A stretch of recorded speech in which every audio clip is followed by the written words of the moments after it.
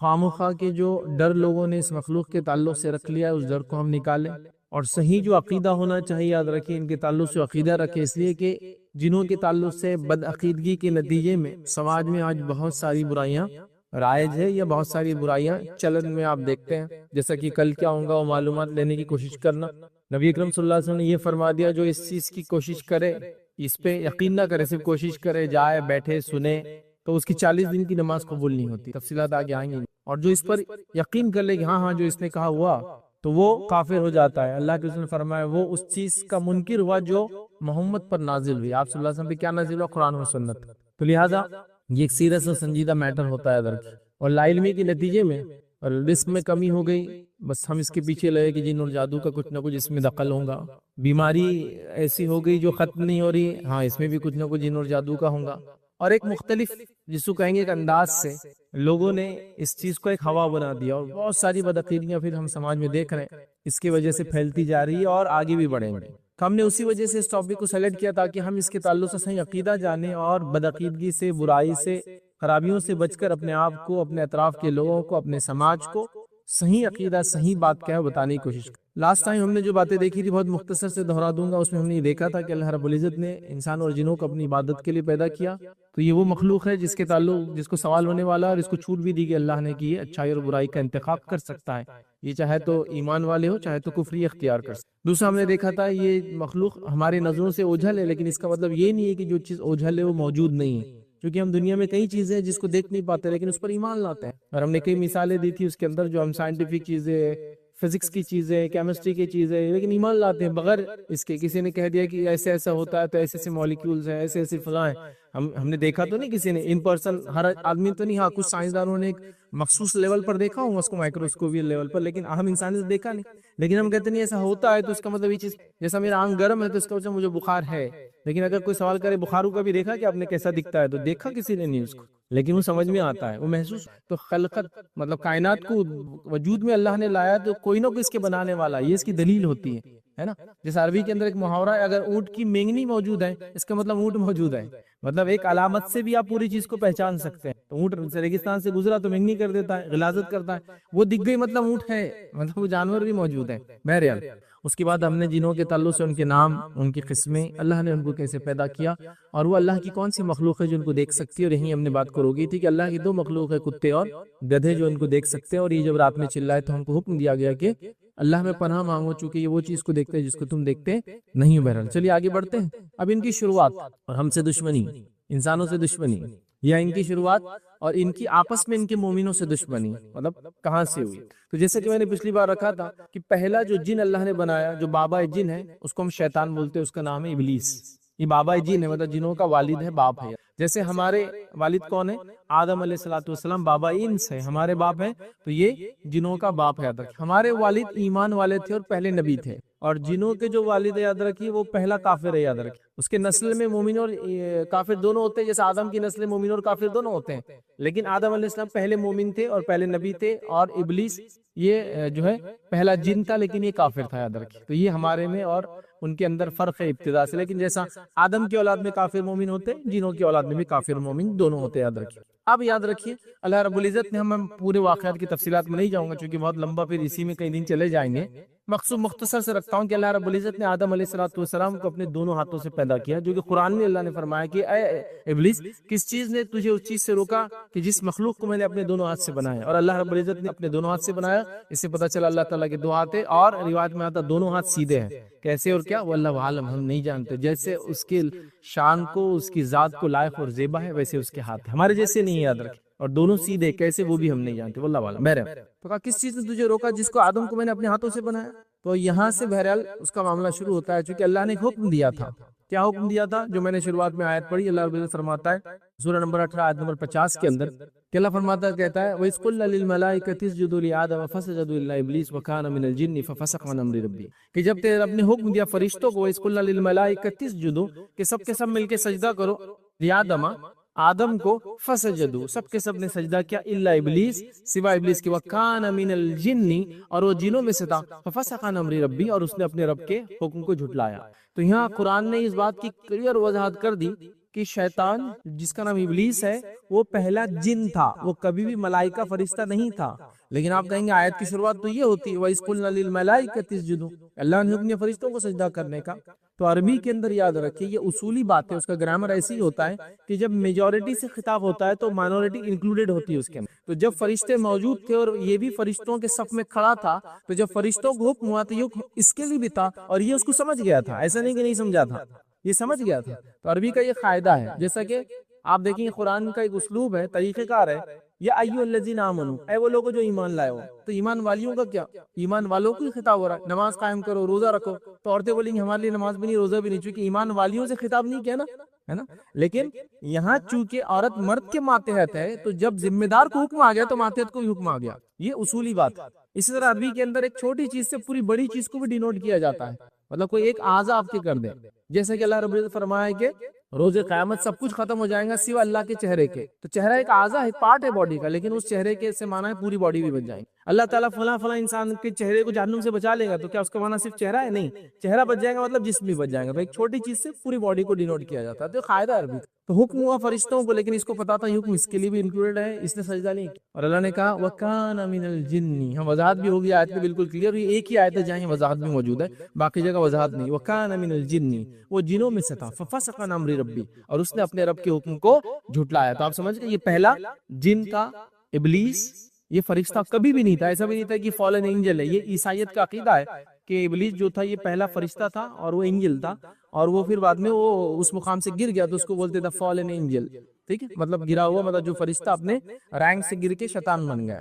تو یہ ایسا کبھی نہیں تھا. یاد رکھیں ہم میں بھی یہ بہت سارے لوگوں میں بدعقیدگی پائی جاتی ہے. تو یہ کہتے ہیں کہ شیطان پہلے کیا تھا؟ فرشتہ تھا. ادھر سے جھولا لیتے ادھر جاتا تو 70,000 فرشتوں کو تعلیم دیتا. اب کیسا جھولا لیتا کیا لیتا مجھے نہیں پتا، لیکن یہ واقعہ میں نے ہر جگہ سنے، ایون مسجدوں میں بھی سنے. ادھر سے جھولا لے کے ادھر جاتا تو 70,000 فرشتوں کو تعلیم دے دیتا تھا. یہ فرشتوں کا سردار تھا. لیکن اس کے زیادہ علم نے اس کو برباد کر دیا. اس لیے بچوں زیادہ علم بھی حاصل نہیں کرنا اور زیادہ بڑوں سے سوال بھی نہیں کرنا. دونوں کوشچن نہیں، جو شیطان نہیں کیا، علم بھی زیادہ تھا، سوال بھی کرتا تھا. سبحان اللہ. اپنی بات کو فٹ کرنے، اپنی جہالت کو چھپانے لوگ کیسے کیسے قصے، کہانیاں اور واقعات بناتے ہیں. تو یہ کبھی فرشتہ نہیں تھا. اگر کوئی ایسا عقیدہ رکھتا ہے تو بدعقیدگی ہے، یاد رکھیے. اور یہ فرشتوں کے ساتھ رہتا تھا، غلط بات ہے. ٹھیک ہے، چونکہ جنت میں تھا. اسی لیے میں نے کہا میں تفصیلات میں نہیں جا رہا ہوں، اس کی ورنہ بہت لمبی بات ہے. جو قرآن نے بہت تفصیل میں اس کی پیدائش، آدم سے اس کا مکالمہ، اس کا جھگڑا اور یہ ساری چیزیں بہرحال وہ کی. یاد رکھیے. اور اس کی دشمنی آدم علیہ السلام سے پہلے سے ہی ہو گئی تھی جب اللہ تعالیٰ آدم کو بنا رہا تھا. تو روایتوں کے اندر آتا ہے کہ اس کے اطراف میں گھومتا تھا اور گھومتا بھی تھا، اور کبھی کبھار اس کو نوک بھی کرتا تھا، بجاتا بھی تھا. اور آدم کا مجسمہ اندر سے کھوکھلا تھا. تو یہ جانتا تھا یہ مخلوق کمزور رہنے والی ہے. آدم جب بنے تھے تو کھنکھناتی مٹی سے تھے اور اندر سے خالی تھے. پھر یہ بات بھی یہ جانتا تھا جب آدم کو اللہ نے روح پھونکی تو روح چہرے سے شروع ہوئی نیچے کی طرف جانا شروع. جب چہرے سے نیچے کی طرف جانا شروع ہوئی، یاد رکھیے، تو آدم علیہ السلام نے جنت کی نعمتوں کو دیکھا. جب جنت کی نعمتوں کو دیکھا، پیر تو بنے نہیں تھے، ابھی اس میں جان نہیں آئی تھی، وہیں ہلچل شروع کر دی. تو شیطان کو یہ بھی پتا تھا یہ جلد باز بھی ہو جائے، کھوکھلا بھی ہے، جلد باز بھی ہے، اس کی کمزوریاں یاد رکھیں. جلد بازی کر رہے تھے، بنے پورے نہیں تھے، لیکن جنت کی نعمت کو دیکھ کے آگے بڑھنا چاہ رہے تھے. چل نہیں سکتے تھے کیونکہ پیر میں بھی جان نہیں آئی تھی. پھر اللہ رب العزت، مطلب روایت کے اندر آتا ہے، پھر آدم نے فرشتوں کو سلام کیا. اور یہ تمہاری مخلوق، تمہارے آنے والی جنریشنز کا بھی یہی کلام ہوں گے، ایک دوسرے سے سلام کرنا اور جواب دینا. پھر آدم نے چھینکا اور پھر الحمدللہ کہا. ٹھیک ہے، تو پہلا کام جو ان کے ساتھ ہوا وہ ان کو چھینکا، یاد رکھیں، اور اس پہ انہوں نے الحمدللہ کی تعریف بیان کی. بہرحال وہ ایک لمبی تفصیلات ہے. تو اس نے سجدہ نہیں کیا. اور یہ پہلا جن، مطلب یہ جن تھا اور یہ ابلیس تھا، اور یہ فرشتہ کبھی بھی نہیں تھا، یاد رکھیں. اب اللہ رب العزت نے اس سے تکبر جو کیا، اس کی تذکرہ بھی بہرحال قرآن کے اندر کیا. تفصیلات میں نہیں جائیں گے، مختصر میں آپ کے سامنے رکھتا ہوں. سورہ اعراف سورہ نمبر 7، اس کی آیت نمبر 11، 12، 13، 14، 15، 16، 17. آپ تفصیلات اس کو پڑھ لیں، میں مختصر آپ کے سامنے رکھتا ہوں. اللہ نے اس کو حکم دیا کہ آدم کے سامنے سجدہ کرنے کا، اس نے سجدہ نہیں کیا. ٹھیک ہے، اور یہ سجدہ جو ہوتا ہے سجدہ تعظیمی ہوتا ہے، اور سجدہ تعظیمی پچھلی امتوں کے لیے جائز تھا، اس امت میں جائز نہیں اور حرام ہے. پچھلی امتوں میں تھا، جیسے کہ یوسف علیہ السلام کو ان کے بھائیوں وغیرہ کا سجدہ کرنا یہ تعظیمی سجدہ ہوتا تھا، اس امت میں جائز تھا.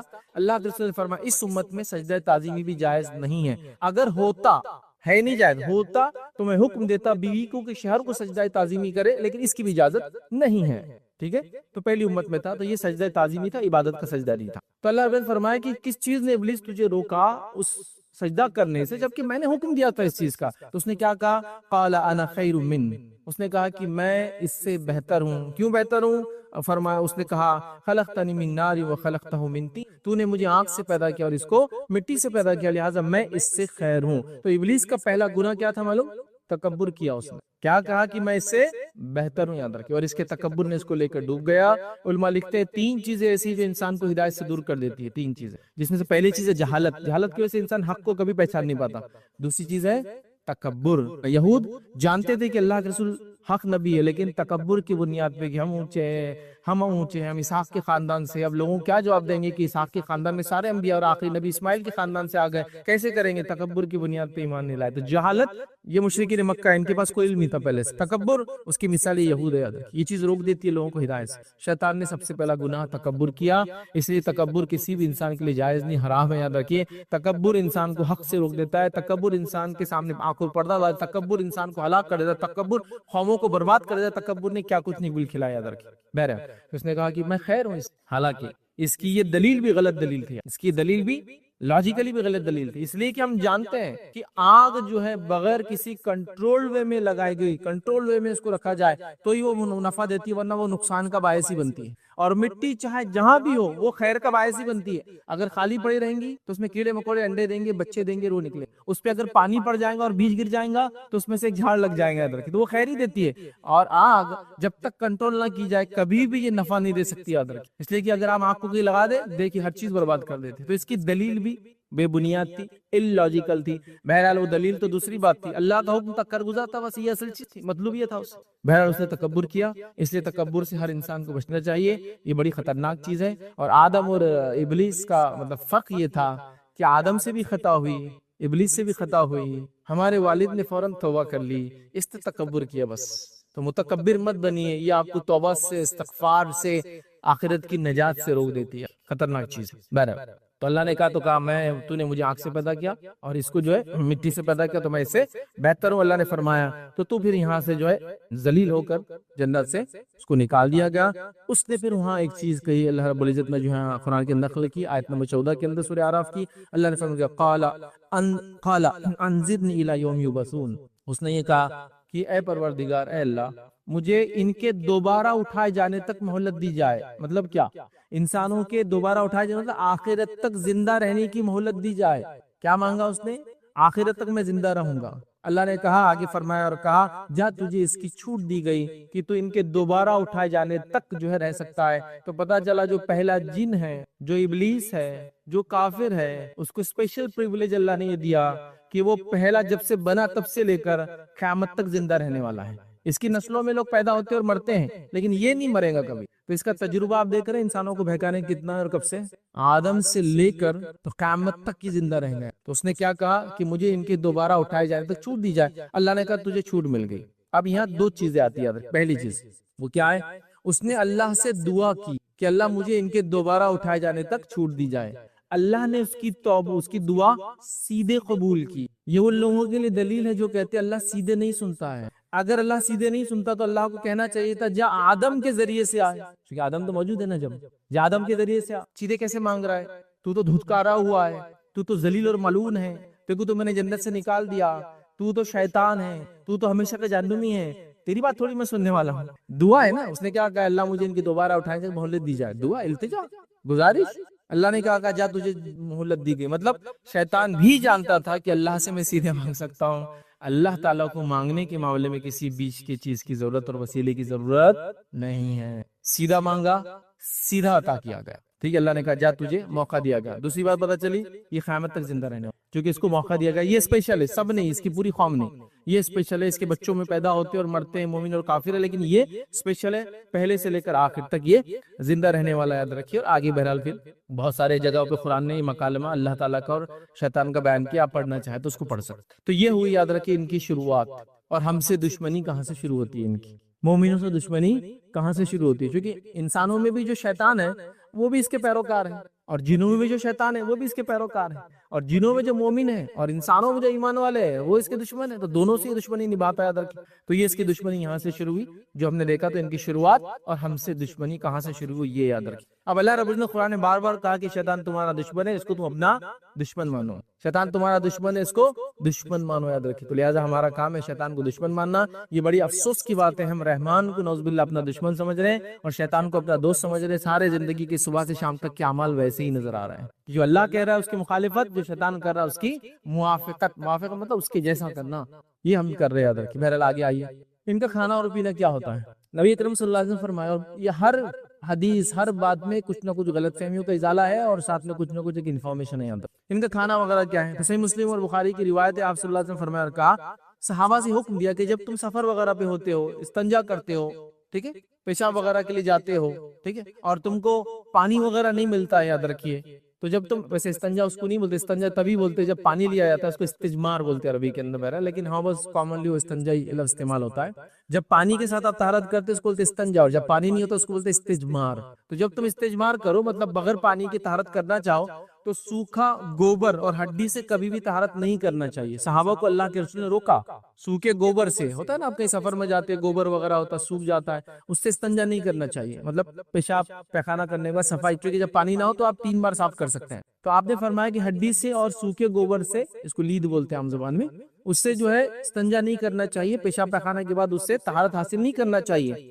جب پوچھا گیا کیوں، جب منع کیا تو کہا یہ تمہارے بھائیوں کا، اس میں اللہ تعالیٰ نے غذا لکھی ہے۔ روایت میں پھر تفصیل آتی ہے، جو ہڈی یا جو جانور جس میں بسم اللہ پڑھ کر ذبح کیا جاتا ہے، تو جو اس کی ہڈی ہوتی ہے وہ ہمارے کاؤنٹر پارٹ، مطلب جو مومن ہیں جنوں کے اندر، ان کے لیے گوشت بن جاتا ہے۔ جب ہم کھا لیتے ہیں اس پہ گوشت، ہڈی تو ہم نہیں کھاتے ہیں نا، ہم چھوڑ دیتے ہیں، تو وہ ان کے لیے گوشت بن جاتا ہے۔ کن کے لیے گوشت بنتا ہے؟ جو مومن جن ہے، اس جانور کا، اس جانور کی ہڈی جس پہ اللہ کا نام لے کے ذبح کیا جاتا ہے، تو ان کے لیے کیا ہے؟ وہ گوشت ہے۔ اور جو ہمارے جانوروں کی لیت ہے، جسے استنجا کرنے سے آپ نے منع کیا پیشاب وغیرہ طہارت لینے میں، تو وہ جو لیت ہے یاد رکھیے وہ ان کے جانوروں کی غذا ہے، ان کے اینیملز، ان کے ہرڈ جو بھی برحال ان کے پاس ہوتے ہیں کیٹلز، ان کی غذا ہے۔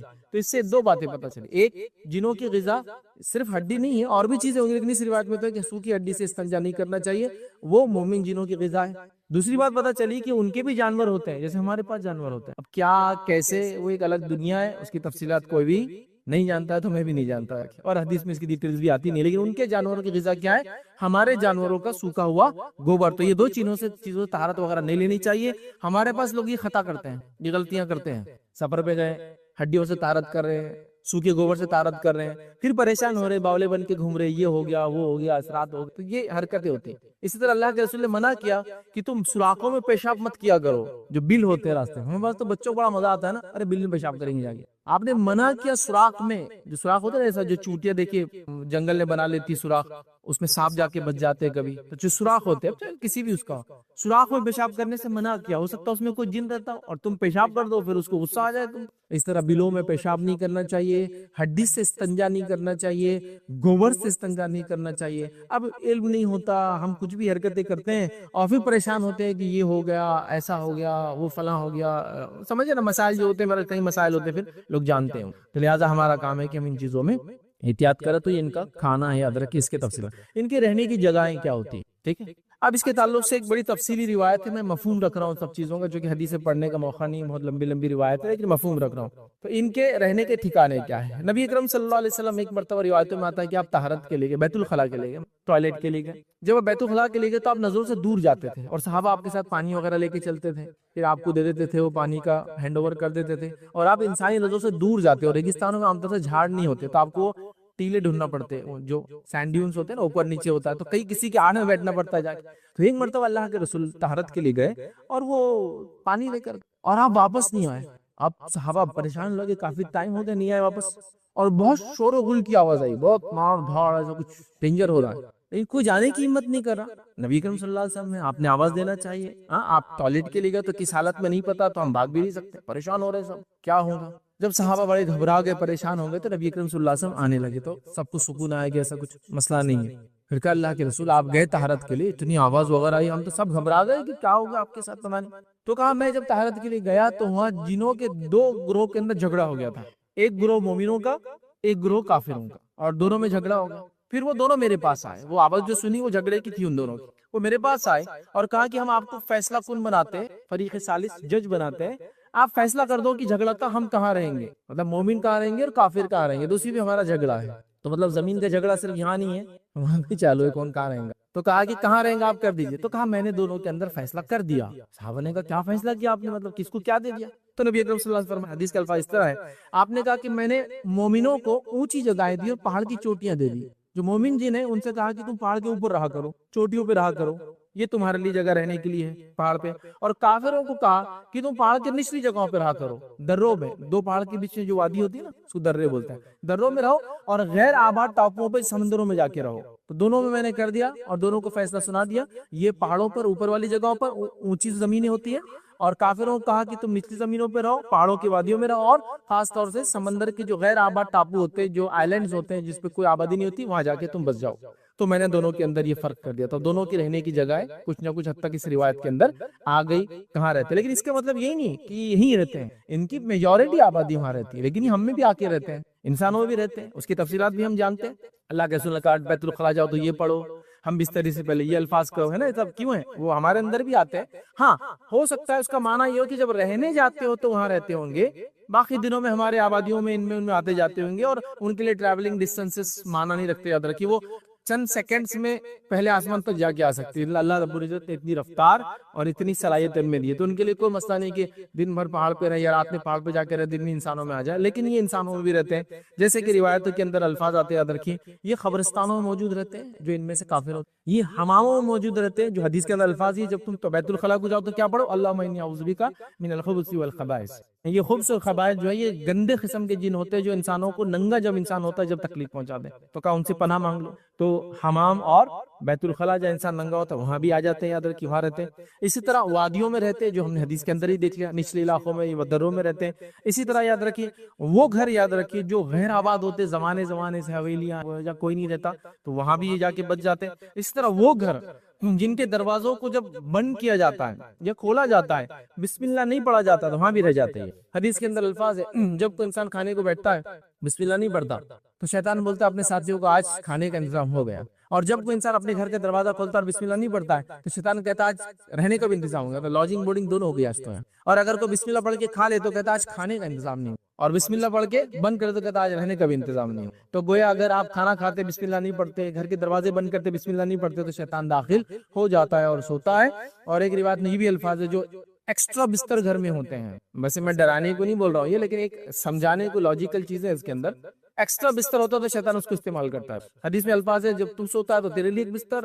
تیرے گھر والوں کے لیے ایک بستر، اور خالی بستر پھر شیطان کا، اس میں ایک بات تو یہ کہ ایکسٹرا ویگنٹ نہیں ہونا چاہیے، خام و خواہ کے گھروں کے اندر بستر وغیرہ سجا کے نہیں رکھنا چاہیے، ہمیشہ ہوتا ہے لوگ بڑے بڑے گھر بنا کے 10 کمرے 2 لوگ رہ رہے ہیں 8 میں بستر بچھائے، مطلب یہ خام و خواہ شیطان کے لیے، پھر یہ کیا یوز ہے اس کا، ایسا بتانا مقصد، لیکن ایک مقصد یہ بھی ہے کہ شیطان شاید وہ خالی بستروں کو آکوپائی کر کے اس پر رہتا کرتا ہے، لیکن یہ فزیکل سینس میں ڈرنے کی چیز نہیں، یاد رکھے معنی یہ کہ اننیسری چیزیں نہیں ہونا چاہیے، اس کو اٹھا کے رکھ دیجئے، ضرورت نہیں ہے تو بنائیے مت، جب ضرورت رہیں گی تب بنا لے، جیسے مہمان آتے ہو تو ایک بستر ٹھیک ہے، لیکن 10 کمرے 10 بستر 2 لوگ گھر میں، مہمان کتنے آئیں گے ایک ٹائم میں، ٹھیک ہے بہرحال اس طرح چٹلیل میدانوں کے اندر یہ لوگ رہتے ہیں، اور پہاڑوں کے اونچے علاقوں میں مومن جن رہتے ہیں، یہ بھی ہم نے بہرحال دیکھ لیا یہ، ٹھیک ہے، اسی طرح یاد رکھیں ان کی قوتیں اور طاقتیں کیا ہوتی ہیں، تو یہ بڑے قوت اور طاقت کے حامل ہیں، جیسا سفر کے معاملے میں ان کو ٹریولنگ ڈسٹینسز کچھ نہیں مانا رکھتے، ٹریولنگ ایکسپینسز ان کے لیے کچھ نہیں ہے، ٹریولنگ ٹائم جیسی کچھ نہیں ہے دنیا میں، تو اللہ رب العزت نے بڑی ان کو طاقتیں بھی دے رکھی ہے، قوتیں مطلب فزیکلی یہ بہت اسٹرانگ ہوتے ہیں، اس کا معنی یہ نہیں کہ بہت باڈیلی ہوتے ہیں وغیرہ، چونکہ وہ تو دکھتے ہی نہیں تو ہم جانتے ہی نہیں ان کی کیفیت، لیکن طاقت بہت اللہ رب العزت نے اس مخلوق کو دے رکھی ہے، یہ بڑے بڑے تعمیرات کر سکتے، کنسٹرکشن ورک کر سکتے، جو کہ سلیمان علیہ السلام کے لیے انہوں نے کیا بھی، اور روایتوں کے اندر یہ بات موجود بھی ہے، اور آج بھی کچھ بیت المقدس یا القدس جو علاقہ یاد رکھے جو شہر ہے جہاں مسجد اقصی یاد رکھی، وہاں جو لوگ گئے ہوں گے زیارت وغیرہ کے لیے تو وہاں آپ نے دیکھا ہوگا جو دیواریں وغیرہ ہیں ایسی عجیب و غریب انداز سے اتنے بڑے بڑے پتھروں سے بنی ہیں کہ یہ بات تو ابھی تک طے نہیں ہو سکی ہے یا پتہ نہیں کی جا سکی کہ کیسے اتنے بڑے پتھروں کو اتنی اونچی اونچائیوں پہ لگایا، کچھ پتھر تو ایسے ہیں کہ جن کا ایک اپروکسیمیشن سائز وغیرہ کے اعتبار لگایا تھا 700 ٹن ان کے ویٹ سے یاد رکھیے، ایک بلاک ہے اور وہ ایک بلاک پہ ایسی عمارتیں بلڈنگیں کھڑی ہے، تو سوال یہ کہ وہاں نہیں تھے پتھر لائے گئے کہیں سے، کیا ٹیکنالوجی ہوں گی، آج بھی ممکن نہیں اتنے بڑے پتھروں کو اٹھا کے لے جانا، کوئی کرینز آج ہی موجود نہیں ہے، اس زمانے میں کیسے کرتے ہوں گے، تو یہ ہمارا یہ ماننا ہے کہ سلیمان علیہ السلام کو اللہ نے جن اور انس کے اوپر بڑی طاقت دی تھی، اور یہ ان بادشاہوں میں سے ایک بادشاہ ہے جن کو اللہ رب العزت نے پوری دنیا میں جو ہے سارے عالم کے لیے بنایا تھا۔ یاد رکھیے 4 بادشاہ ایسے گزرے ہیں جن کو اللہ رب العزت نے ساری دنیا کے اندر غلبہ دیا تھا، بہت موسٹ پاورفل جس کو کہیں گے امپائرز ان کے تھے، جس میں سے پہلے ہے سلیمان علیہ السلام، دوسرے ذوالقرنین۔ ان دونوں کو بڑی وہ طاقت دی تھی، اور 2 کافر تھے اور 2 مومن تھے جو اس زمانے میں جب وہ تھے سب سے بڑا امپائر تھا، پوری دنیا پہ کنٹرول کرتے۔ تو سلیمان علیہ السلام کو اللہ نے بہت کچھ دیا تھا، ہوائیں ان کی باتوں کو سنتی تھی، جنوں کو ان کے قبضے میں دے دیا تھا، اور کیا کچھ اور کیا نہیں، یاد رکھی۔ بہرحال تو بڑے بڑے تعمیرات سلیمان علیہ السلام کے حکم سے کرتے، دیواریں بناتے، بڑی بڑی دیگیں بناتے، اس میں کھانا بنایا جاتا، تالاب وغیرہ XYZ ABC بہت سارے کام یہ کر سکتے تھے، تو ان کی قوتیں بہت زیادہ ہے۔ اسی طرح جو ہے عفریت کا واقعہ تو ہم خود جانتے ہیں، یہ جنوں کی قسم ہے جو بڑا ہیوی ہیکل جن ہوتا ہے، اور ہم نے وہ واقعہ سنا تھا جس میں سلیمان علیہ السلام نے کہا کہ وہ جو رانی ہے، یمن میں ایک علاقہ تھا، یاد رکھیے جو ہے، تو وہ رانی اگر میرے پاس ہے، سبا کی رانی، اس کا نام بلقیس آتا ہے روایتوں کے اندر، اس کے آنے سے پہلے اس کا تخت کون لائیں گا؟ تو عفریت نے کہا تھا آپ کے بس شام میں اس مجلس کو ختم کرنے سے پہلے میں وہ تخت لا لوں گا۔ تو اس سے اس کی طاقت پتہ چلتی ہے کتنا طاقتور ہے، کہ جانا، اڑ کر جانا، تخت کو اٹھانا، لے کر آنا عام بات نہیں بہرا، وہ بھی ہم نے دیکھا۔ اسی طرح اس کی طاقتوں میں سے ایک طاقت ہے، یہ انسانی جسم میں خون کی طرح دوڑ سکتا ہے، جیسا آپ کا خون دوڑتا ہے جس میں، یہ خون کی طرح دوڑ سکتا ہے، ٹھیک ہے۔ اور اللہ کے رسول نے ایک حدیث میں اس کی وضاحت کی، اس میں حدیث میں الفاظ کیا ہے، آپ صلی اللہ علیہ وسلم اعتکاف میں تھے، اعتکاف میں آپ کی ایک زوجہ آپ سے ملنے آئی، کچھ شرعی مسئلے کی وجہ سے آپ نے ملاقات کی، پھر یہ ٹھیک نہیں لگا آپ کو کہ وہ رات میں اکیلی جائے، تو آپ چھوڑنے آ گئے۔ جب گلی سے آپ باہر نکلنے لگے تو 2 صحابی نوجوان ادھر سے آنے لگے، جب دیکھا تو بازو ہٹ گئے، نبی اکرم صلی اللہ علیہ وسلم ادھر آؤ، وہ آئے تو کہا یہ میری بیوی ہے، اور آپ نے نام وغیرہ لیا، یہ میری بیوی ہے۔ تو کہا اللہ کے رسول آپ پہ شک کریں گے کیونکہ رات کا وقت ہے، اللہ کے رسول اکیلے؟ تو کہا نہیں، شیطان انسانی جسم میں خون کی طرح دوڑتا ہے۔ تو اس کا ایک لٹرل معنی بھی لیا جا سکتا ہے، اور اس کا ایک میٹافوریکل جس کو بولتے ہیں، لفظاً معنی نہیں لیا جائے گا، اس کا معنی لیا جائے گا کہ مطلب اتنا قریب ہوتا ہے، لیکن کچھ نے کہا نہیں، اس کا لفظاً معنی بھی لیا جا سکتا ہے، اندر ہوتا ہے۔ اسی طرح کچھ روایتوں کے اندر آتا ہے کہ نبی اکرم صلی اللہ علیہ وسلم ایک شخص کے پاس گئے جس کے تعلق سے مشہور تھا کہ یہ ابن سیاد اس کا نام تھا، اور یہ دجال ہے، لیکن وہ دجال نہیں تھا، اگر ہوں گا بھی تو مائنر ہوں گا، چھوٹا ہوں گا، بڑا دجال نہیں تھا، لیکن اس زمانے میں مشہور۔ نبی اکرم صلی اللہ علیہ وسلم کو جب بتایا گیا تو آپ نے حضرت عمر کو لیا اور کہا چلو جا کے اس کو دیکھتے ہیں۔ نبی اکرم صلی اللہ علیہ وسلم اس کے پاس گئے اور چند سوالات کیا، برا وقت نہیں، پورے سوالات وغیرہ کیا تھے، لیکن ایک سوال نبی اکرم صلی اللہ علیہ وسلم نے آخر میں اٹھا کے رکھا تھا اور کہا میرے دل میں کیا ہے۔ اب ہوا یہ تھا کہ یہ واقعہ ہونے سے جسٹ تھوڑی دیر پہلے، مطلب جب یہ پتا چلا کہ ابن سیاد دجالے لوگ کہہ رہے تو آپ سے ملنے جانے لگے، تو تب آپ پہ آیتیں نازل ہوئی تھی، اور یہ آیتیں تھی سورہ دخان کی نازل ایڈجسٹ ہوئی تھی، اور اللہ کے رسول ابھی کس کو بھی نہیں کہا تھا یہ آیت، ابھی آپ کے پاس ہی تھی، چونکہ اللہ کے رسول لوگوں کو بتاتے تھے مجھ پہ یہ نازل ہو، ابھی نہیں بتایا، تو کیا کہا میرے دل میں کیا ہے۔ اب ابن سیاد ایگزیکٹلی نہیں پتا کر سکا کیا تھا، لیکن اس نے کیا کہا الدخ، الدخ، دخان نہیں بول سکا، وہ کمپلیٹلی نہیں جان سکا دخان، تو کیا کہا الدخ، الدخ۔ نبی اکرم صلی اللہ علیہ وسلم نے کہا تو شیطان ہے اور تو کبھی کامیاب نہیں ہو سکیں گا، اس کو بددعا دی اور آپ وہاں سے نکل کے چلے گئے۔ حضرت عمر نے کہا اللہ کے رسول قتل کر دوں، تو کہا نہیں، قتل کرنے کی ضرورت نہیں ہے، اس لیے کہ اگر دجال ہے تو تم اس پہ غالب نہیں آ سکتے، تم اس پہ غالب نہیں آ سکتے، اور نہیں ہے تو پھر مار کے کیا فائدہ، چلو ابھی یہاں سے، اور ان کو لے کر آپ چلے گئے۔ تو لیکن دیکھیے اس نے الدخ تک پہنچ دیا تھا، دخان نہیں بول پایا، تو اس سے ہی پتا چلا کہ وہ انسان کے جسم میں خون کی طرح دوڑتا ہے۔ اب اس سے میں کئی باتیں آپ کو بتا سکتا ہوں، آپ کسی کے پاس گئے، جا کر کسی نے کہا کہ بڑے فلاں ایسے ہے، ویسے یوں ہے، تیوں ہے، آپ بولے میں نہیں مانتا اس کو، دل میں گالیاں دے رہے آپ اس کو، آپ اس کے جاتے ہو آپ کو منہ پہ ہاتھ رکھ کر بیٹھے، یہ گالی نہیں دیتے ہیں آپ، ایک دم سخت، تیری کیا ہوا، مطلب کیسے اس کو پتا چلا، سمجھ گیا، واقعہ پورا بتا دیا میں نے۔ یہ شیطان کے ذریعے ہوتا ہے، وہ خون کی طرح دوڑتا ہے، تو دل میں آنے والے خیالات کو بھی کبھی کرو ایگزیکٹلی نہیں، لیکن کچھ نہ کچھ لیسا اس نے دخان نہیں کیچ کر سکے، دکھ تو کیچ کیا نا، کچھ نہ کچھ اس طرف اشارہ۔ پچھلی مرتبہ 2 خطبوں میں ہم نے دیکھا کہ کیسے خاتون اسلام نے، اسلام کی خواتین نے اپنی جان دے کر بھی اس ایمان کو باقی رکھا، اور ہم نے سب سے پہلا واقعہ جو ہے فرعون کی بیٹی کی جو ہے خادمہ کا دیکھا تھا، جو اس کی چوٹی ڈالا کرتی تھی، اور پوری تفصیلات دیکھی کہ کس طرح سے اللہ رب العزت نے اس کی قربانی کو شرف بخشا، اور نبی اکرم صلی اللہ علیہ وسلم نے معراج کے وقت خوشبو سونگی تو جبرائیل سے کہا جبرائیل یہ خوشبو کس چیز کی ہے؟ تو کہ اللہ کے رسول یہ فرعون کی خادمہ تھی اور اس کے بچوں کی خوشبو ہے، یاد رکھیں۔ تو پھر اللہ رب العزت نے اس قربانی کا اس کو بدلہ دیا، اور نبی اکرم صلی اللہ علیہ وسلم کی زبانی واقعہ ہم تک پہنچا، پورا واقعہ میں نے آپ کے سامنے رکھا تھا۔ لاسٹ جمعہ پھر ہم نے یہ دیکھا تھا کہ بچیوں کی تربیت کیوں اتنی ضروری ہے، اس لیے کہ یہ معمار ہے، یہ فاؤنڈرز ہے، یہ آرکیٹیکٹس ہے، یہ بلڈرز ہے اس امت کی، یاد رکھیں۔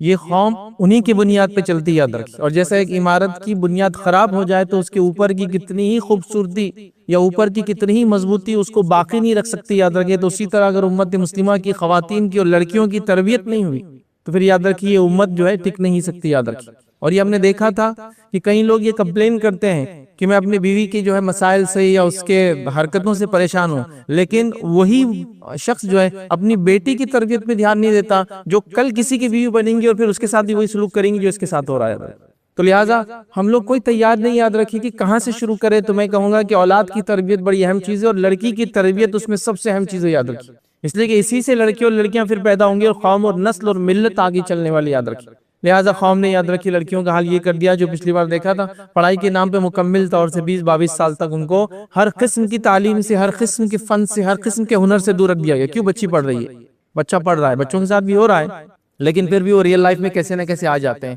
ایک لڑکی جو ریئل لائف میں نہ ہو اور اس کی شادی کر دی جائے 20-22 سال میں، اب بتائیے وہ گھر جاتے کیا کریں گی؟ اس کو تو کچھ بھی نہیں آتا ہے، اس کو تو کوئی بھی چیز سمجھتی نہیں ہے، اور یہ کہا جاتا ہے کہ بھائی ان کو تو کچھ آتا نہیں ہے، اب آپ اس کو لے جا کے وہاں سکھائیے۔ یہ کیسے ممکن ہو سکتا ہے درک؟ تو بہرحال یہ بڑی اہم چیز ہے۔ آئیے چند اور واقعات آپ کے سامنے رکھوں گا، کیونکہ ہم نے طے کیا تھا کہ کچھ اہم اور واقعات ہم دیکھیں گے، اور ہر ایک واقعے سے ہم ایک نصیحت اور ایک سبق لینا چاہ رہے ہیں۔ تو آئیے آج جو واقعات آپ کے سامنے خاص طور سے رکھوں گا وہ نکاح سے متعلق واقعات ہوں گے۔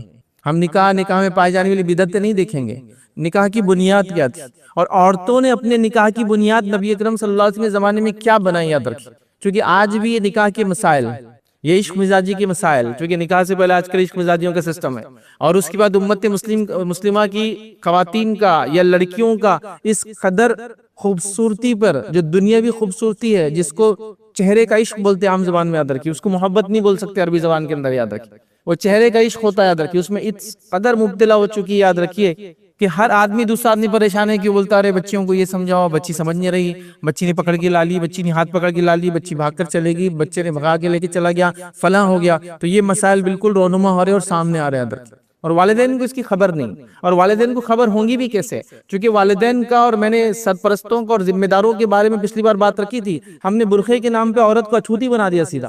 نبی اکرم صلی اللہ علیہ وسلم کے زمانے میں برقعے کے بعد اس نے ہر کام کی، اس نے کاشتکاری کی، اس نے تجارت کی، اس نے جنگوں میں حصہ لیا، اس نے بیماروں کا علاج کیا، ہم نے برقعہ بنا کے ہر چیز سے اس کو دور کر دیا۔ یہ بھی اس امت کا مسئلہ رہا۔ تو اپنے بچیوں کے ساتھ بیٹھ کر ہم نے وقت ہی کب دیا جو جان سکے گی اس کا کیا چل رہا ہے، اس کی سوچ کیا ہے، اس کی فکر کیا ہے، اس کا انٹلیکٹ لیول کیا ہے، اس کا آئی کیو لیول کیا ہے، اس کا ای کیو لیول کیا ہے۔ آئی کیو لیول تو لوگ جانتے ہیں جو ایجوکیشن سے ریلیٹڈ ہے، ایموشنل کوشچن اس کا مطلب وہ بھاوک کس کے لیے ہے، اس کے ایموشنز کس کے لیے، کبھی جاننے کی کوشش نہیں کی۔ وہ لڑکی ہے، بڑی ہوں گی، میں بولوں گا ایسے شادی کرو اور وہ شادی کر لیں گی، نہیں ہوتا۔ اب گیا وہ زمانہ کہ آپ بولیں گے اور وہ کر لیں گی۔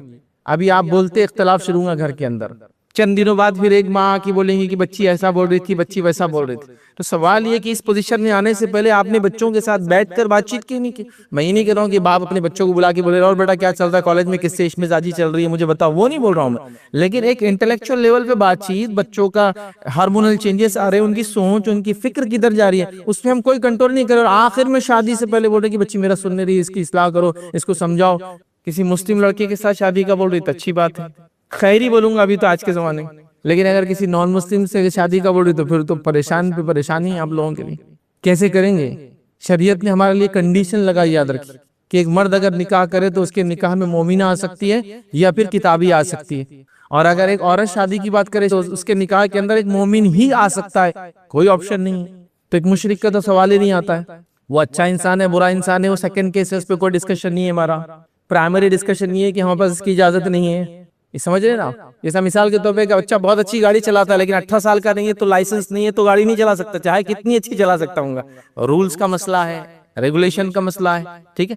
تو آپ سمجھیے اس چیز کو، تو پھر انسان پریشان ہے۔ آپ بولے اس کی اصلاح کیجئے، کون آ کے اس پہ وہ کریں گا؟ آپ کسی کے پاس میجک بانڈ جادوئی چھڑی تو نہیں تھی گھمائے اور بچی کی اصلاح ہو گئی، بچے کی اصلاح ہو گئی؟ ایک لڑکی کی اصلاح کرنا لڑکی کے مقابلے میں بہت مشکل ہے، یاد رکھیے۔ ایک عورت کے احساس کو سمجھنا مرد کے احساس کے مقابلے میں بہت مشکل ہوتا ہے، یہ سمجھ لیجئے آپ، یاد رکھیے۔ تو لہٰذا آپ کیسے کریں گے؟ اسلام فورس میرج کی اجازت نہیں دیتا ہے، آپ زبردستی کسی کی شادی نہیں کر سکتے ہیں۔ اور فورس میرج کی جب میں بات کر رہا ہوں تو آپ یہ میں سمجھیے کہ ہمارے ملک عزیز میں فورس میرج ہوتے ہیں۔ آپ کو پتہ ہے فرسٹ ورلڈ کنٹریز کے اندر سب سے زیادہ مسلمان لڑکوں کی فورس میرج ہوتی ہے، لڑکیوں کی نہیں۔ فورس میرج مطلب کیسے؟ ماں بولتی تیرے کو دودھ نہیں بخشوں گی اگر تو نے چچا کی جو اپنے وطن میں بیٹی اس سے شادی نہیں کیا۔ اب یہ یو کے میں پلا بڑا، چچا وطن میں رہتے گاؤں میں، ان کی بچی شادی کرنا، قسم دے دیتے دودھ بخشوں گی نہیں، تربیت بخشوں گی نہیں، اور کیا مرا منہ دیکھیں گا، لاش پہ سے گزرنا ہے، اور لڑکوں کی فورس میرج کی جا رہی ہے، مجبوراً وہ بول رہے ہیں چلو ٹھیک۔ پھر وہ ڈویلٹی اختیار کرتے ہیں، ایک ان کی بیوی ہوتی ہے آفیشل اور ایک لیو ان ریلیشن شپ میں رہتے کسی اور کے ساتھ۔ فورس میرج تو کسی کی بھی نہیں ہے، نہ لڑکی کی نہ لڑکے کی آتا، یہ شریعت میں تو نہیں آتا۔ دونوں کی پسند ضروری ہے، ولی بھی راضی ہو لڑکی بھی راضی ہو، تو یہ سب چیزیں یاد رکھیں۔ تو لہٰذا ایک مسلم خاتون یاد رکھیے اپنی چوائسز کے معاملے میں، جیسا ہم نے دیکھا دین کے لیے قربانی دیتی ہے، تو وہ نکاح کے معاملے بھی اس کی چوائسز دین ہوتا ہے، یاد رکھیے۔ وہ دینداری کو اور اخلاق کو ترجیح دیتی ہے باقی تمام چیزوں کے اوپر جو دنیا میں ایک انسان کے اندر پائی جاتی ہے۔ لیکن چونکہ بچیوں کی اب تربیت ختم ہو گئی، یاد رکھیں، نتیجتاً جو چیزیں نظر آ رہی وہ عجیب و غریب ہے۔ آئیے نبی اکرم صلی اللہ علیہ وسلم کا زمانہ ہے، نبی اکرم صلی اللہ علیہ وسلم ایک صحابی سے ملاقات کرتے ہیں جو افریقن ہے، یاد رکھیں نسلاً، اور سوشل سٹیٹس، ظاہر سی بات ہے افریقنز کا کیا تھا اس زمانے میں وہ آپ سب جانتے ہیں، مجھے بولنے کی ضرورت نہیں۔ تو سوشلی سٹیٹس کے اندر سب سے نیچے، اسلامکلی نہیں، سوشلی وہ جو عربوں کا زمانہ ہے، ان کا جو سماج ہے اس سماج میں وہ نیچے ہے۔ نبی اکرم صلی اللہ علیہ وسلم ان سے ملاقات کرتے اور اللہ کے رسول صلی اللہ علیہ وسلم نے اس واقعے کے اندر جو اس لڑکے سے، نوجوان سے بات کی، پوچھا کیا حال چال ہے، کیسے چل رہے، نکاح وغیرہ ہوا؟ دیکھیں نبی اکرم صلی اللہ علیہ وسلم نوجوانوں کی مسائل جانتے تھے۔ ایک ینگ آدمی سے پوچھ رہے نکاح ہوا، مطلب لوگوں کو ان کی سمجھداری کے اعتبار سے بات کرنا ہے۔ تو اس نوجوان کا مسئلہ کیا ہے؟ روزگار، نکاح، وہی بات کر رہے ہیں۔ تو کہا اللہ کے رسول مجھے کون نکاح میں دیں گا؟ تو کہا میں ایک جگہ بات کرتا ہوں، تم جاؤ اور کہو کہ میں نے تم کو بھیجا ہے۔ وہ جاتے ہیں اس گھر کے اوپر جو کہ ایک انصاری، بہت ہی ہائی سٹیٹس ہے ان کا، مطلب سماج میں بہت اونچا مقام ہے انصاری کا۔ وہاں جاتے ہیں، جب پتہ چلتا ہے انصاری کے گھر کو کہ نبی اکرم صلی اللہ علیہ وسلم نے ریفر کیا ہے ایک رشتہ، بہت خوش ہو جاتے ہیں۔ لیکن جب پتہ چلتا ہے کس کو ریفر کیا، بڑے پریشان ہو جاتے ہیں۔ اور جب وہ شوہر اس لڑکے کو دیکھتا ہے جس کا نام روایت میں آتا ہے جلیبیب رضی اللہ عنہ، تو جا کر کہتا ہے کہ اللہ کے رسول نے رشتہ بھیجا ہے، تم ایک بار دیکھ لو لڑکے کو۔ جب ان کو پتہ چلتا ہے تو تھوڑے کشمکش میں دونوں آ جاتے ہیں، میاں بیوی کی، اب شاید نہ بولنے کی طرف ہے۔ بیٹی سن لیتی ہے کہ نبی اکرم صلی اللہ علیہ وسلم نے ریفر کیا یہ رشتہ، تو کہتی ہے اگر اللہ کے رسول صلی اللہ علیہ وسلم نے ریفر کیا ہے، آپ لوگ راضی ہے تو میں راضی ہوں۔ اب جلیبیب کا سوشل سٹیٹس کیا ہے، سکن کلر کیا ہے، فائنینشل ان کا پوزیشن کیا ہے، وہ میٹر نہیں کرتا میرے لیے۔ نبی اکرم صلی اللہ علیہ وسلم اگر کسی کو ریفر کرتے میرے لیے تو یہ سب سے اول ہے۔ دیکھیے ایک خاتون اسلام ہے اور اپنے نبی کی اطاعت اور فرمانبرداری یہ ہے کہ نبی اگر کوئی چیز ریفر کرتا ہے، یہ نبی کا حکم نہیں ہے، یہ حکم نہیں ہے، اللہ کے رسول کا حکم تو واجب ہو جاتا ہے، حکم نہیں ہے، مشورہ ہے۔ لیکن کہتی ہے مشورہ بھی ٹالا نہیں جا سکتا ہے، آپ راضی ہے تو میں راضی ہوں، فنش۔ والدین کہتے پھر تو کیا ہے، آپ کو اگر آپ راضی ہے تو ٹھیک ہے، ہمارا نکاح ہو جاتا ہے۔ نکاح کے کچھ چند دنوں بعد ہی یاد رکھیے یا چند مہینوں بعد ایک جنگ ہوتی ہے، نبی اکرم صلی اللہ علیہ وسلم کے ساتھ جلیبیب اس جنگ میں جاتے ہیں اور اس جنگ میں وہ شہید ہو جاتے ہیں۔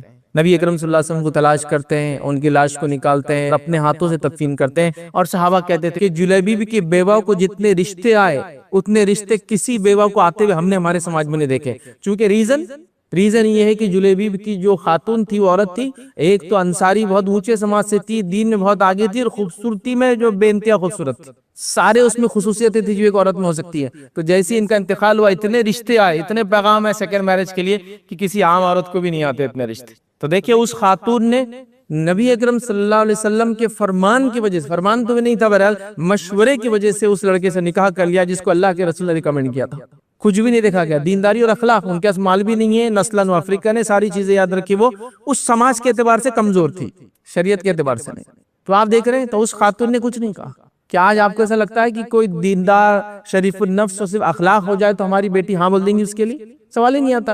وہ کتنا پڑھا لکھا ہے، اس کا انکم کے سورسز کیا، کتنی انکم ہے، رہنے کے لیے کہاں ہے، گھر کی حالات کیسے ہے، سیپریٹ ٹوائلٹ ہے کیا، پھر اس کے بعد یہ سہولت ہے کیا، پھر اس کے بعد وہ سہولت ہے کیا، اس کے بعد فلاں چیز ہے کیا، اس کے بعد یہ چیز ہے کیا، اس کے بعد میں جا کے دیکھوں گی، اس کے بعد ہم لوگ کریں گے، یہ کریں گے۔ والدین بولے ٹھیک ہے ہم انتظار کرتے بیٹا، آپ سب پورا جتنا بھی آپ کا پروٹوکول سے گو آن کرتے رہی، پھر وہ ساری چیزیں ہوں گی۔ مطلب جو بنیادی چیز تھی دینداری و اخلاق وہ چھوڑ کر باقی ساری چیزوں پہ ریسرچ ورک چالو ہے۔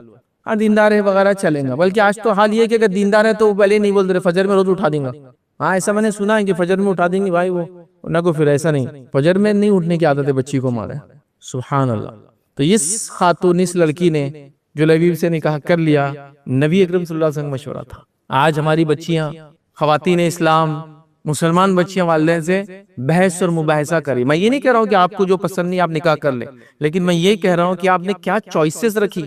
آپ افیئر کر لے، لڑکوں کے ساتھ گھوم لے، لڑکوں کو طے کر لے، لڑکے کو شناخت کر دے، پھر باپ کو بولے اس سے نکاح کرنا، یہ کون سا طریقہ بھائی؟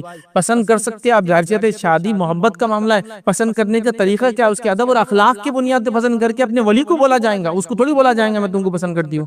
پھر آپ کا ولی جا کے بات کریں گا اس کے ادب اور اخلاق کی وجہ سے جس سے آپ متاثر تھے. ہوتا ہے نا لڑکی مشہور ہے, لڑکیاں مشہور ہے کہ یہ دیندار لڑکی ہے دیندار لڑکا ہے, بالکل ایک لڑکی اس کو پسند کرتی ہے اپنے والد کو بولے, اس میں کوئی مسئلہ نہیں. والدین سے گزارش کروں گا, وہ زمانے میں آپ نہیں ہے کہ سنتے ایک تھپڑ ٹکا دے اس کو, ہاں ہم سے پہلے. ارے بھائی اس نے سمپل بول رہی کہ ایک لڑکا بڑا دیندار دکھ رہا ہے, آپ اگر بھیجنا چاہے رشتہ بھیجیے, تو آپ اس کو ماری مت, ورنہ پھر یہ حرکت کی وجہ سے وہ چھپ کر پھر کیا ہے غلطیاں کرتے اور بعد میں پھر راضی نہیں ہوتے آپ کے نکاح پہ, یا پھر نکاح کر لیتے اور ایک نیا ٹرینڈ چالو, نکاح کر لیتے 2 دن بعد لڑکے کو بولتے میرا اس سے افیئر تھا, لڑکا اس کو طلاق دے دیتا ہے, پھر ظاہر سی بات ہے اب تو یہ طلاق شدہ ہے, اسی کے پاس اس کا نکاح ہوگا جس سے پہلے محبت کرتے اور وہ راضی بھی رہتا اس پر, اور خرچے دونوں کے ختم ہو جاتے, اس کا ولیمہ ہوتا نہیں, اس کا نکاح بھی نہیں کر, خاموشی میں ہو جاتی ہے شادی. تو اچھا ہے نا, اس سے اچھا کہ پہلے مسائل کو سالو کر کے ہم لے کر چلے بنسبت اس کے کہ بعد میں مسائل میں پھنسیں.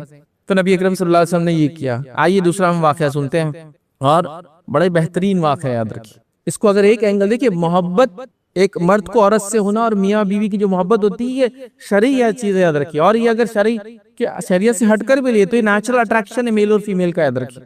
تو نبی اکرم صلی اللہ علیہ وسلم کی بیٹی ہے جو سب سے بڑی بیٹی ہے آپ کی, زینب بنت محمد. تو زینب رضی اللہ عنہا یاد رکھیے, ان کا نکاح یاد رکھیے ابو العاص سے ہوا تھا. اس کے بعد نبی اکرم صلی اللہ علیہ وسلم نے دعوت دی, یہ ایمان لائی, بالکل اولین عورتوں میں سے یہ یاد رکھیے, اولین انسانوں میں سے چاروں بیٹی اللہ کے رسول کی ایمان لائی تھی. اس کے بعد انہوں نے اپنے شوہر سے کہا کہ میں چاہتی ہوں کہ جو میرے والد دین پر لے کر آئے اور انہوں نے نبوت کا اعلان کیا تو آپ ان کو مان لو. ابو العاص نے کہا کہ یہ طریقہ تو بالکل درست نہیں ہوا کہ مکے والے مجھ سے یہ کہے کہ تم نے اس لیے مان لیا کہ تمہارے سسر ہے محمد چونکہ تم بیٹی سے, یہ تو طریقہ صحیح نہیں ہے, میں دیکھوں گا اس کو. لیکن ایک زمانہ گزر گیا. اس کے بعد نبی اکرم صلی اللہ علیہ وسلم نے ہجرت کرنے کا ارادہ کیا تو بعد میں انہوں نے ہجرت کی. تو اس سے سمجھ میں آ رہا وہ کتنی شدید محبت کرتی تھی اپنے شوہر سے اور چاہتی تھی کہ وہ اسلام پر آ جائے. لیکن ظاہر سی بات ہے جسمانی دوری رکھے ہوئی تھی, یاد رکھیے, تاکہ شوہر بھی اسلام قبول کر لے تو پھر زندگی گزر جائے. چونکہ ایک ظاہر سی بات ہے ایمان نہیں ہے نا ابھی, تو جن کے نکاح ہوئے بھی ہوتے تھے ان کو توڑا نہیں جاتا تھا. اگر بیوی بھی ایمان لالے شوہر بھی تو کنٹینیو ہوتا تھا, اگر نہ لائے تو ویٹنگ پیریڈ ہوتا تھا, اس کے بعد بھی نہ لائے تو پھر وہ سپریشن ہو جاتا تھا. تو یہاں ویٹ کر رہے تھے ابھی کہ میں ویٹ کر لیتی ہوں, ہو سکتا شوہر سمجھ جائے چیزوں کو. ایک لمبا عرصہ آپ نے ویٹ کیا. اس کے بعد جنگ بدر میں یہ آ گئے, چونکہ مشرکین ریڈی ہو گئے جنگ کے لیے. ان کی بیٹی نے کہا اللہ کے رسول کی کہ تم کیسے جاؤ گے لڑنے کے لیے میرے والد سے؟ تو کہا ابھی میرے پورے قبیلے اور خاندان والے جا رہے ہیں, مجھے تو جانا پڑے گا. اور وہ گئے. اس کے بعد گرفتار ہوئے. پھر اس کے بعد اللہ کے رسول نے کہا میری بیٹی کو بھیجنا پڑے گا. یہ گئے, اپنا وعدہ پورا کیا, اللہ کے رسول کی بیٹی کو واپس بھیج دیا. وہ ہجرت کر کے پھر اس کے بعد آئی, یاد رکھیے. لیکن ابھی بھی اپنے شوہر کا انتظار کرتی ہے. یہ شرعی محبت ہے, یاد رکھیے. ابھی بھی اپنے شوہر کا انتظار کرتی ہے کہ یہ ایمان لا لے تو ہم ساتھ زندگی گزاریں گے. ایک لمبا عرصہ گزارتی ہے, یاد رکھیے. اور اس کے بعد بہرحال ایک واقعہ ہوتا ہے, وہ اس واقعات میں ہم نہیں جاتے ہیں. اس کے بعد ابو العاص, یاد رکھیے, اسلام قبول کرتے ہیں, اور اسلام قبول کرنے کے بعد مکہ جاتے ہیں. مکہ میں اعلان کرتے ہیں کہ میں اسلام قبول کر رہا ہوں, اور واپس مدینہ رہنے آتے ہیں. اس کے بعد 1 یا 2 سال دونوں ساتھ رہتے ہیں اور ان کی وفات ہو جاتی ہے, ان کا انتقال ہو جاتا ہے. تو محبت, یاد رکھیے, یہ شرعی محبت تھی ان کی, کہ اپنے شوہر کا انتظار کرتی رہی کہ واپس آ جائے, ایمان میں آ جائے. ایمان میں نہیں تھے تو یہ نہیں کہا کہ میں بھی تمہارے ساتھ جو تم کرو گے کر, بالکل جسمانی دوری کے ساتھ ان کے ساتھ رہی اور ان کو دعوت دیتی رہی, یاد رکھ. تو انہوں نے اپنے ایمان کو مقدم رکھا. آلریڈی میرڈ تھی, اگر میرڈ نہ ہوتی تو پھر تو ایسا کوئی سوال ہی نہیں آتا تھا. اندازہ لگائیے ایمان کو اتنی ترجیح دی جاتی تھی. ایمان ہے ہی ایسی چیز, یاد رکھ. جب یہ نہیں سمجھ میں آتا تو پھر ہماری بیٹیاں یہ کہنے پہ بھی مجبور رہتی ہے, یہ بھی کہہ دیتی ہے کہ میں اس سے شادی کرنے کے لیے اپنا مذہب بھی تبدیل کر سکتی ہوں, کیونکہ ایمان کی اہمیت ہی نہیں ان میں جاگی نا. آئیے دوسرا واقعہ سنتے ہیں اس خاتون کا جو نکاح میں تھی تو اس کا شوہر مشرک تھا. شوہر کا انتقال ہو گیا تو اپنے منگیتر کو دعوت دے کے اسلام قبول کروایا, کیونکہ اسلام بنیاد ہے نا, اس کے بغیر نکاح نہیں ہوتا. ام سلیم رضی اللہ عنہا, سب نے ان کا واقعہ سنا ہوگا. ام سلیم رضی اللہ عنہا, یاد رکھیے, ان کے شوہر جو ہے انس بن مالک کی والدہ ہے, ان کے شوہر ابو انس ایمان نہیں لائے تھے. سفر پہ جاتے تھے وغیرہ کرتے تھے. ایک بار سفر سے آئے تو ننھے منھے انس سامنے تھے. ان کی ماں نے کہا کہ کہو انس لا الہ الا اللہ. شوہر نے کہا یہ کیا ہے, تم تو بگڑ گئی ہو, مطلب بے دین ہو چکی ہو, مطلب ان کے مطابق جو دین ان کا تھا وہ چھوڑ چکی ہو, آپ میرے بیٹے کو بھی خراب کر رہی. لیکن ننھے منھے انس نے اپنے والد کی بات نہ مانتے ہوئے ماں کی بات مانی اور لا الہ الا اللہ کہہ دیا. اس کے بعد بہرحال یہ کہیں تو بھی گئے سفر پہ, ان کا انتقال ہو گیا. جب انتقال ہو گیا, یاد رکھیے, انہوں نے عدت گزار لی تو ان کا دوسرا رشتہ آیا.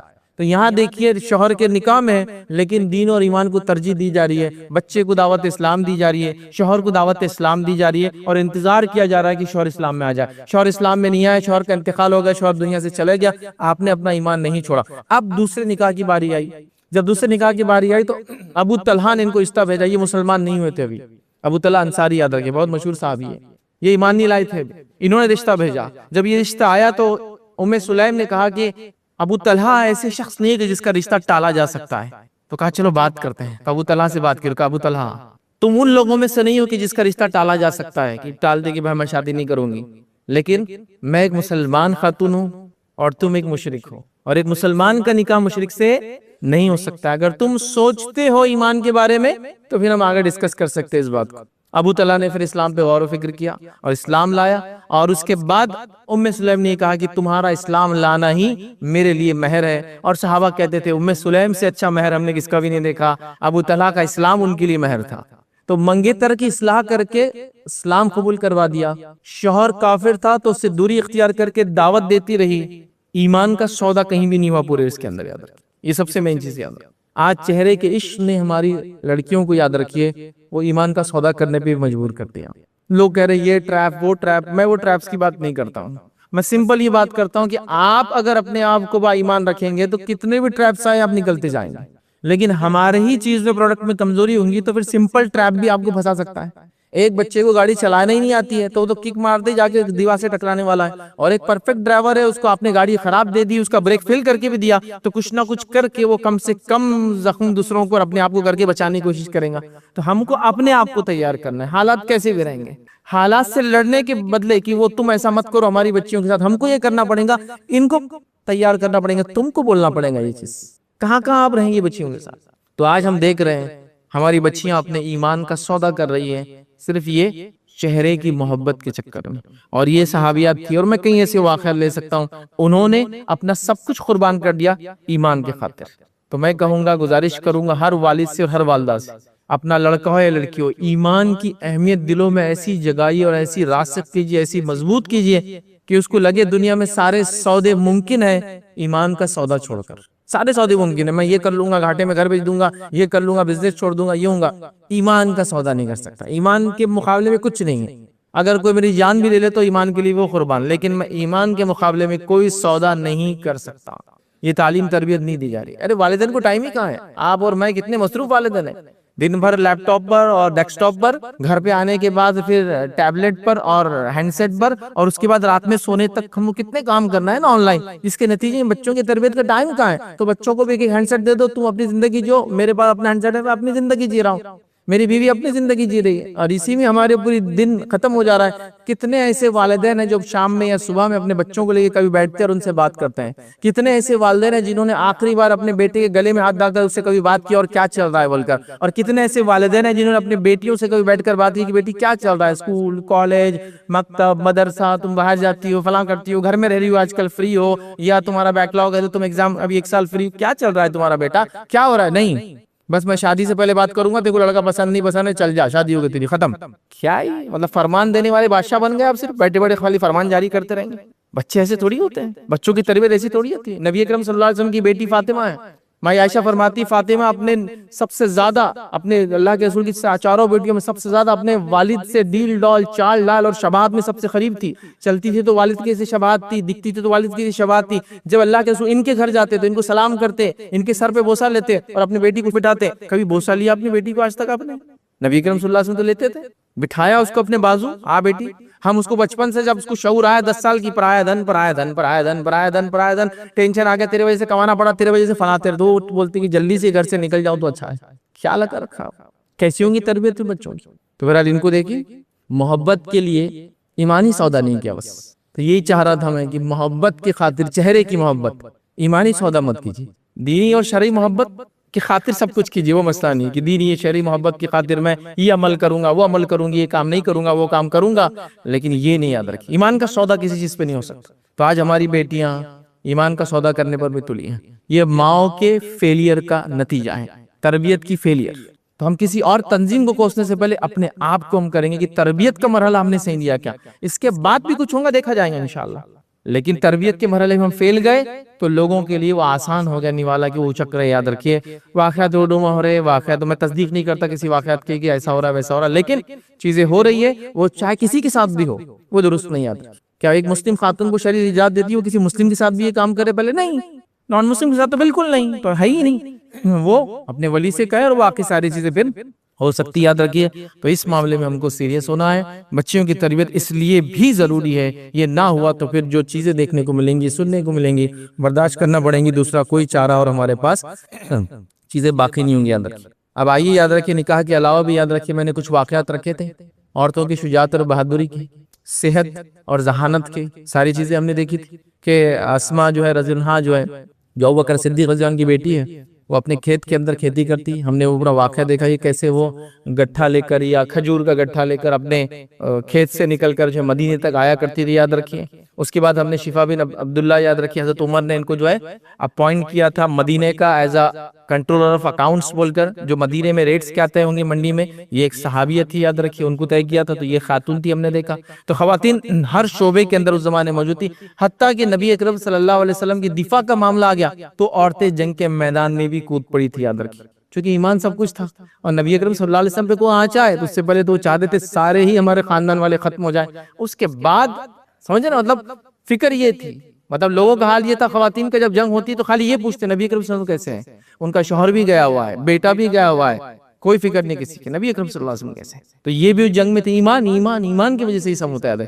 نبی اکرم صلی اللہ علیہ وسلم ایک جنگ کے اندر ہے، جنگی احد ہے، بیک گراؤنڈ یہ ہے، اور پوری افراط و تفریط مچ گئی ہے، اور نبی اکرم صلی اللہ علیہ وسلم دونوں طرف سے دشمنوں کے بیچ میں ابھی پس گئے، اور اللہ کے رسول صلی اللہ علیہ وسلم کے اطراف میں 10 سے 12 لوگ ہی یہ بچے ہوئے، چند انصار ہے اور اس کے اندر زیادہ مہاجر ہے، اور وہ ڈیفنس لائن پہ کھڑے ہیں، چونکہ اب مشرکین کو پتا چل گیا کہ اللہ کے رسول یہاں ہے۔ اسی دوران ایک مشرک نے پر مار دیا جو پہلے مبارک پر لگا، 2 کڑیاں آپ کی جو ہے جو زیرہ جو سیفٹی کے لیے تھا، سر پہ ہیلمٹ تھی، اس کے اندر دس گئی، اور نبی اکرم صلی اللہ علیہ وسلم نیچے گر گئے، اور آپ لہو لہان ہے یاد رکھیے، اور اس حالت میں آپ نیچے اپنے گھوڑے سے بھی نیچے اترے ہوئے۔ اس وقت خود نبی اکرم صلی اللہ علیہ وسلم کی روایتیں موجود ہیں، اور آپ فرماتے ہیں کہ روایت کے اندر کہ جب میں نیچے تھا احد کے اندر تو میں نے جدھر نگاہ اٹھائی اور دشمن نے جدھر سے مجھ پر حملہ کیا، میں نے ام عمارہ کو اپنے سامنے کھڑا ہوا دیکھا، ان کا نام نصیبہ تھا، اور ام عمارہ انصاریہ ایک صحابیہ تھی یاد رکھیں، اور میں نے ام عمارہ کو اپنے سامنے اب میرے دفاع کے لیے کھڑا ہوا دیکھا۔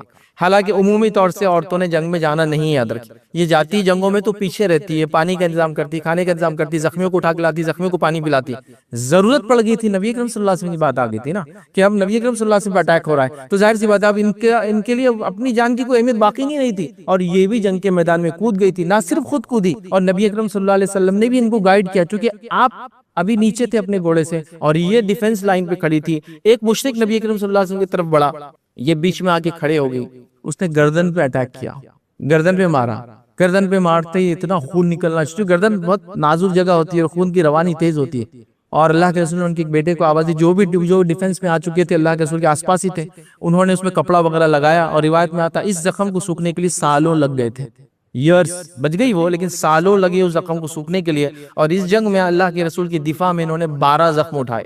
اس کے علاوہ جنگ یمامہ میں ان کا ایک ہاتھ شہید ہوا، یہ بعد میں بھی اللہ کے رسول کی بات ہدف کر کے دور، تب بھی شریک نہیں تھی جنگ میں، پیچھے تھی، ضرورت پڑنے پر پھر میدان میں آ گئی۔ تو ایمان کے لیے اب جان بھی کچھ نہیں رہی، سودا کر لیا اس کا، ڈیفنس لائن پہ کھڑے ہو گئے، آپ سمجھ رہے بات؟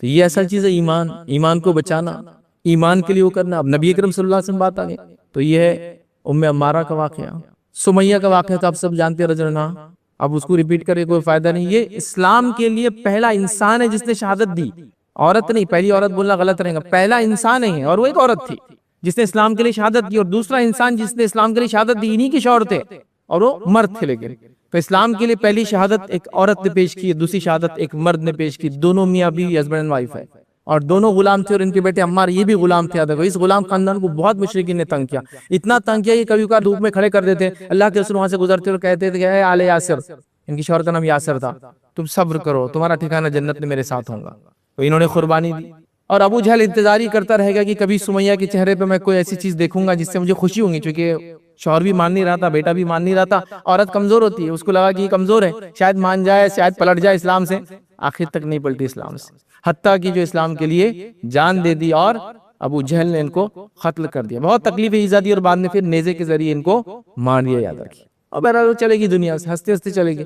تو اسلام کے لیے اس خاتون نے جان دے دی، اور آج ہماری خاتون کسی سے محبت کے چکر میں جان لینا چاہ رہی ہے، خود کی بھی اور دوسروں کی بھی، یہ دے رہے ہیں اپنی جانیں، یہ لینا چاہ رہی ہے، یاد رکھیے، ہے نا، میں جان لے لوں گی اپنی اگر مجھے فلاں نہیں ملا تو، حالانکہ اس کا دینداری میں مسئلہ، اس کے اخلاق میں مسئلہ، دنیا بھر کا برا آدمی، کیسے بچی کو کوئی دیں گا، سمجھو میری بیٹی، لیکن بیٹی تیار نہیں ہے، چونکہ ایمانی وہ ہے ہی نہیں کہ بھائی ایمان اصل ہے، باقی سب دنیا کی چیزیں آتی اور جاتے رہیں گے۔ تو یہ یاد رکھیے، عائشہ رضی اللہ عنہا کو لیجیے، انہوں نے اپنے ذہن کا استعمال کیا دین کے لیے، کیا کچھ نہیں کیا، یہ ایک عالمہ تھی، اور ان سے کئی لوگوں نے، مردوں نے آ کے علم حاصل کیا. روایتوں میں الفاظ ہے کہ اتنے اتنے اتنے اتنے لوگوں نے آ کے ان سے علم حاصل کیا، اور کئی باتیں نبی اکرم صلی اللہ علیہ وسلم کی انہوں نے بیان کی، اور جو ہم تک پہنچی جو ان کے علاوہ کسی نے بیان نہیں کی. ان کے بھانجے اور ان کے بھتیجے کے ذریعے بہت ساری باتیں ہم تک آئی، جو روایتیں چونکہ دونوں کے لیے محرم تھی، ایک کی خالہ تھی ایک کی پھوپھی تھی، اور دونوں آتے تھے اپنے خالہ کے پاس آتے تھے. عبداللہ بن زبیر یہ سگے بھانجے ان کے، اسما بنت ابوبکر کی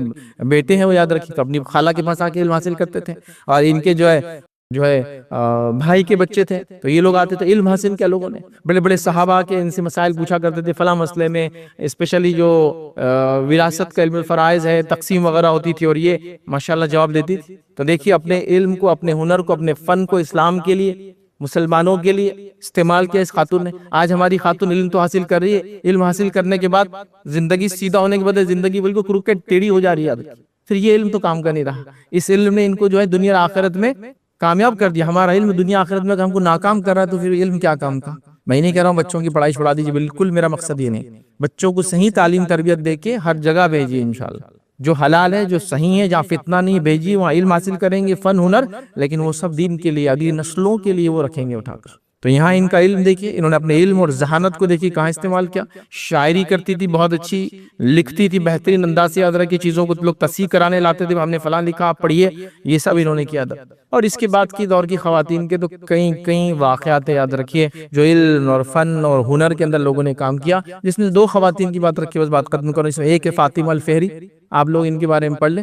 انہوں نے جو 860 جو ہے عیسوی کے اندر یاد رکھے اپنے والد کے ایصال ثواب کے لیے یونیورسٹی کی بنیاد رکھی تھی، جس کا نام رکھا یونیورسٹی آف قراوین، جو کہ موراکو کے شہر فیس کے اندر موجود ہے، جس کا اعزاز ہی یاد رکھیے کہ یہ دنیا کی لانگسٹ رننگ اینڈ کنٹینیوسلی، اس کو longest continuously running educational institute ہے. یہ گریجویشن کی ڈگری دیتے ہیں، اور آج 1160 سال سے انسٹیٹیوشن لوگوں کو ڈگریاں دے رہا ہے. کتنے؟ 1 ملینیا سے زیادہ ہو چکا ہے. 1160، اور دنیا کی سب سے پہلی یونیورسٹی ہے. آپ آن لائن جا کے ڈالیے ورلڈ فرسٹ یونیورسٹی، اسی کا نام آئے گا بغیر اختلاف کے. یہ دنیا کی پہلی یونیورسٹی تھی. دنیا کی دوسری یونیورسٹی الازہر، اس کے آکسفورڈ اور کیمبرج، ان دونوں کے 300 سال بعد یہ دنیا بھی علم دیتے تھے. تو یہ دیکھیے اپنے والد کے ایصال کے لیے اس خاتون نے ایک ایسا ادارہ کھولا جس کے فن اور ہنر سے لوگ آج تک گریجویشن لیول تک فائدہ اٹھاتے ہیں. آج بھی کالج اور یونیورسٹی موجود ہے. Guinness Book of World Record نے اس کو ٹائٹل دیا کہ دنیا کا سب سے پرانا اور کنٹینیوسلی لرننگ یہ انسٹیٹیوشن ہے، یاد رکھیے. تو دیکھیے یہ بھی عورت تھی، انہوں نے اپنے فن ہنر کو یہاں لگایا. آخری بہرحال مثال دوں گا، یاد رکھیے ایک خاتون جو مشہور ہے مریم الاسٹولابیہ کے نام سے. بہرحال ان کا نام یاد رکھیے اجلیہ آتا ہے، الاجلیہ آتا ہے روایتوں کے اندر، یاد رکھیے. لیکن بہرحال مریم اسٹولابیہ آپ ڈالیں گے تو مل جائیں گے. اسٹرولیب ایک زمانے میں انسٹرومنٹ ہوتا تھا جو جی پی ایس کے ساتھ کام کرتا تھا. وہ اس زمانے کا سب سے سوفسٹیکیٹڈ انسٹرومنٹ تھا، یا جس کو لوگ کہتے ہیں کمپیوٹر کے ایجاد سے پہلے سب سے سوفسٹیکیٹڈ انسٹرومنٹ اسٹرولیب تھا، جس کے ذریعے اب ستاروں کے ڈائریکشن سے راستے، یہ وہ جی پی ایس تھا اس زمانے کا. اس کے اندر مہارت رکھتی تھی. ان کے والد بھی جو یہ بناتے تھے، انہوں نے اس کو نیکسٹ لیول بنا دیا، مطلب چیزوں کو آئیڈینٹیفائی کرنا، فلاں کرنا، یہ کرنا. تو یہ بڑی مشہور تھی، یاد رکھیے. تو سائنس میں، علم فلکیات میں مہارت رکھتی تھی، جبھی تو اسٹرولیب کو اس ڈھنگ سے ڈیزائن کیا، اور سائنس نے ان کے اس فن کا اعتراف کیا. اور ایک مین بیلٹ ایسٹرائیڈ ہے جس کا نمبر ہے 7060، اس کا نام جو ہے یہ رکھا گیا الاجلیہ، تاکہ ان کو ہوتا ہے نا، یہ لوگ ایسے ہی کرتے ہیں سائنس میں، کسی نے یہ تارا ایجاد کیا تو اس کے نام سے وہ تارے کا نام، فلاں نے یہ کیا تو اس کے نام سے فلاں ایسٹرائیڈ کا نام. تو ان کے نام سے ایک پورا ایسٹرائیڈ بیلٹ ہے جس کا نام دیا الاجلیہ، کیونکہ انہوں نے بہت بڑے بڑے کارنامے انجام دیتے. تو لوگوں نے اعتراف کیا. مطلب آج کل لوگوں کا یہ طریقہ ہے سائنٹیفک کمیونٹی میں، جو چیز جو یاد کرا اس کے نام سے کرتے ہیں، سب پاسکلز، فلاں کیلونز، یہ وہ ہوتا. تو ان کے نام سے پورا اسٹروائڈ بیلٹ دیا کہ انہوں نے علم فلکیات کے لیے کام کیا. تو بھائی یہ کرنے کے کام ہے، پڑھو لکھو تعلیم یافتہ بنو، لیکن دین کے بعد ساری چیزیں آئیں گی. تو بہرحال بس یہی گزارش کروں گا امت مسلمہ سے کہ اپنی بچیوں کی تربیت میں خاص دھیان دیں. ان کو سکھائے کہ شرعی محبت کس سے کب اور کیسی ہونا چاہیے. ان کو سکھائے کون سی محبت جائز ہے اور کون سی محبت جائز نہیں ہے، تاکہ پھر ہم انشاءاللہ عزیز تو ایسی مائیں دیکھیں گے اس سماج کے اندر، پھر ویسے بچے دیکھیں گے جو دنیا کے اندر بڑے بڑے کارنامے انجام دیں گے، دینی اعتبار سے بہت آگے ہوں گے، آخرت کے اعتبار سے بھی کامیاب ہوں گے، اور دنیا میں بھی ذرہ برابر پیچھے نہیں رہیں گے وہ بچے، یاد رکھیے. تو لہٰذا یہ تربیت کی سب ضرورت ہے. اسی کی بنیاد پر کہ جو حالات چل رہے ہیں، تو حالات سے نمٹنے کا طریقہ لوگوں سے لڑنا، تنظیموں کے خلاف کام کرنا نہیں ہے. حالات سے نمٹنے کا طریقہ ہے اپنی امیونٹی کو بڑھانا ہے اتنی زیادہ کہ پھر بیماری مجھ پہ اثر نہ کر سکے. ٹھیک ہے، بیماری سے بھی لڑنا ہے کہ مچھر کاٹ رہے بیماری ہو رہی اس کو بھی دور کریں گے، لیکن ہم اپنے آپ کو بھی اتنا طاقتور بنائیں گے کہ اس کا اثر نہ ہو، باڈی خود امیونٹی ڈیولپ۔ بہرحال تو یہ چند باتیں تھی، اللہ رب العزت سے دعا کہ اللہ سبحانہ تعالیٰ ہمیں حقیقی معنوں میں اپنے بچوں کی صحیح سے تربیت کرنے کی توفیق عطا فرمائے۔ اللہ رب العزت جو ہے امت مسلمہ کو اس معاملے میں فکر مند ہونے کی جو توفیق دے کہ اپنے بچوں کی تربیت کے تعلق سے وہ جو حساس اور فکر مند ہو۔ اللہ رب العزت ہمارے بچوں کو ہماری زندگی میں آنکھوں کی ٹھنڈک بنائے اور ہمارے مرنے کے بعد ہمارے لیے ثواب جاریہ بنائے، جب تک ہمیں زندہ رکھے، ایمان و اسلام پر زندہ رکھے، خاتمہ ایمان پر ہو۔ وآخر دعوانا ان الحمد للہ رب العالمین۔